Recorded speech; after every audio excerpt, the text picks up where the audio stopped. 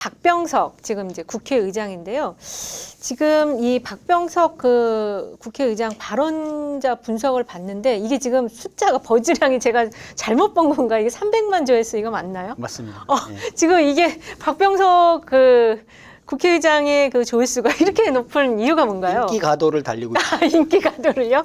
야, 이거 진짜 놀랄 노짜입니다. 네, 존재감이 그렇게 없었어요. 존재감이 없었죠. 네. 예.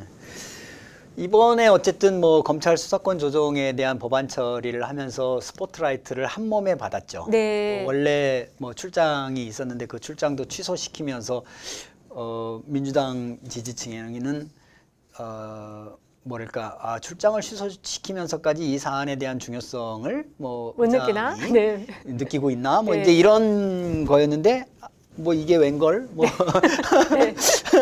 그렇습니다. 어떻게 이게 보면은, 웬걸입니다, 진짜. 예, 이게 웬걸? 네.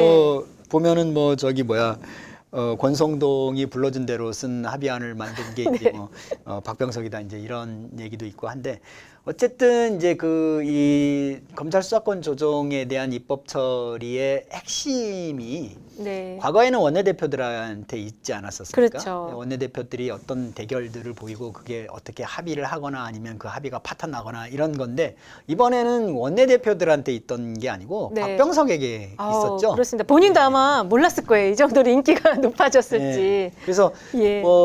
보면은 어쨌든 민주당 지지층뿐만이 아니라 국민의힘 지지층도 박병석을 호출해서 이 사람이 도대체 어떤 사람인가라는 부분들에 굉장히 궁금해하는 이제 그런 부분들이 좀 굉장히 높아졌죠. 대표님 혹시 이거 이 인기도라고 보기보다는 양쪽에서 욕먹는 숫자 아닌가요? 아 맞습니다. 그렇게 봐도 되나요? 인기도라고 이제 검색량은 네. 언급량은 네. 사실은 사람들이 언급한 양인데 예. 이게 누적이 되는 거는 어쨌든 지지율하고 연결이 됩니다. 근데 일시적으로 언급이 높아졌다. 이거는 굉장히 어떤 긍정적 포인트가 있거나 아니면 아주 부정적 포인트가 있기 때문에 올라가는 거거든요. 그래서 네. 이게 일시적으로 올라갔다가 쭉 떨어진다. 라고 한다면 그거는 뭐 지지율로 보기는 좀 쉽지 않은 이제 그런 데이터라고 해야 되겠죠. 지금 보니까요. 4월 22일 날 쫙 불기둥처럼 치솟았다 그다음에 꺼졌다가 잔잔한 지금도 불기둥이 굉장히 높은 편이에요. 그렇죠. 예. 지금도 거의 75만 조회수 네네네네. 이상을 나오니까 높은 현재도 편입니다. 높은 편인데 예. 전 뭐 이게 오래 갈 것 같지는 않고요. 네. 뭐 이번에 이제 법안 처리 과정에서 이렇게 이제 높아진 거라고 보여집니다. 이제 좀 이따 뭐 긍부정 얘기도 하겠지만 뭐 이렇게 부정이 높은 거는 사실은 역대 최대죠. 예. 예, 그렇습니다. 자, 지금 최다 인용 발언 보니까 외교 경로를 통해 방문 국가에 양해를 요청했다. 아까 대표님께서 말씀하신 그 외유까지 포기한 요게 그렇죠. 지금 최다 인용 발언이 네네. 되었네요. 여러 가지를 고려하고 있다. 두 번째 최다 인용 발언입니다. 지금 보니까요. 저는 이미 어느 정당이든 중재안을 수용한 정당과 국회 운영 방향을 같이 하겠다고 천명했다. 이런 말도 있네요. 권성동 지금 원내대표가 불러준 합의안을 썼다라고 이제 그런 한간에 시중에 그런 이야기도 있지만, 근데 그거를 권성동의 주장이죠. 권성동 네, 원내대표의 주장이고, 네. 그걸 또 자기가 쓴 걸 자기가 걷어찼어요. 창피한 일을 했죠. 그렇습니다. 뭐 어떻게 보면은 내가 국회의장을 한테 불러준 대로 쓰게 만들 수 있는 그런 능력을 가지고 있다. 네. 뭐 그렇게 자랑을 한번 했는데 예. 또 자기가 불러준 거를 또 의원총회까지 통과된 거를 또 어떤 한 사람의 발언을 통해서 무너졌다. 네. 뭐 이제 이렇게 보여진 굉장히 좀 창피함을 왔다 갔다. 이번에 완전히 스타일 국인 거는 권성동. 우리가 네. 이번 주에 권성동을 좀 같이 봤었어야 됐는데 아쉽네요. 의문의 1패, 의문의 한 3패 정도 했습니다. 예. 자, 다음은 이제 발언자 분석, 채널별 키워드, 연관 키워드를 좀 살펴보겠는데요. 역시 검수완박이 1위입니다. 그 발언자 연관 키워드로 검수완박이 1위로 나왔고요. 그다음에 중재안 이렇게 나왔거든요. 지금 그 채널별 키워드를 봐도 검수완박은 언론 쪽에서 높고 중재안은 이제 SNS나 유튜브 커뮤니티 쪽에서 높게 올라왔어요. 맞습니다. 그렇지만 여전히 이제 검수완박, 지금은 검수덜박 또는 검수반박 이렇게 얘기하더라고요. 뭐 좀 굉장히 아쉽죠. 저는 네. 뭐 이번에 보면은 이제 검찰 수사권 조정에 대해서 사실은 온 국민이 어떻게 보면은 이제 소망하던 사안입니다. 소망하던 네. 사안인데 지금 여론 추이를 보면은 이제 검찰을 겁박하는 것 같은 느낌의 이제 네. 이런 스탠스들이 좀 형성이 되면서 저는 이 키워드도 사실 굉장히 마음에 안 듭니다. 네. 이 검수완박. 그럼 이제 검찰을 완전히 뭐 무슨 뭐 박탈시키겠다 이제 이런 어떤 키워드로 이제 만들고 지금 이 어떻게 보면 프레임 자체가 이제 검찰을 탄압하는 듯한 느낌의 프레임을 이제 굉장히 형성시키고 있거든요. 네. 언론도 그렇고 그리고 전반적인 어떤 흐름 자체에서의 논의도 그렇고 문제는 이제 민주당인데 민주당이 욕을 먹을 걸 다 먹으면서도 국민들이 원하는 방식으로 처리를 못 하고 있다. 그래서 이제 뭐 검수 반박이든지 덜박이든지 이렇게 나오는데 이제 그런 측면에서 굉장히 아쉬움이 있죠. 차라리 처리를 하지 말든지. 네. 그러면 이번에 어떤 그 지방선거에서 지금 나오는 어떤 부정적인 영향 이런 부분들이 없이 지방선거를 치르고 그 이후에 처리를 하든지 아니면 이왕에 욕을 먹을 거였으면 정말로 민주당이 원하는 방식으로 법안을 처리를 해서 또 국민들의 어떤 또 열성 지지층들을 이렇게 결집시키는 이런 효과를 보든지 좀 이랬어야 되는데 이제 그런 측면에서 좀 아쉬움이 좀 있는 거죠. 네. 그러니까 지금 이제 통과된 안을 보면은 이게 수사권이 완전히 이동이 분리가 되었다고 보기에는 뭔가 좀 여러 가지가 살아있는 수사권을 이제 활용할 수 있는 게 살아있는 그런 장치들이 되어 있다. 그래서 사실은 이게 합의안 됐을 때도 민주당 지지층도 반발했고 국민의힘 지지층도 반발했고 검찰도 반발했고 그랬던 사항이었습니다. 근데 그 이후에 중재안이 나오는 과정에서도 이게 좀 뭔가 많이 좀 뒤로 후퇴한 그런 흔적이 맞습니다. 좀 있어요. 그 악마는 디테일에 있다고 네. 이 통과된 법안의 디테일에서 보면은 어쨌든 검찰의 좀 이 검찰이 생존할 수 있는 뭐 생존이라는 표현이 적합하지는 않습니다만은 어쨌든 검찰이 수사권과 기소권을 휘두를 수 있는 그런 요소들이 좀 디테일한 부분에 좀 남아 있거든요. 그래서 네. 이제 그런 부분들은 또 이후에 또 굉장히 큰 과제로 보여집니다. 그런 것 같습니다. 자, 다음은 긍부정어 분석인데요. 야, 깜짝 놀랄 그래프가 지금 나왔습니다. 부정어가 86%, 긍정어가 11%, 잘 모름이 3%입니다. 중립인데 3%인데요.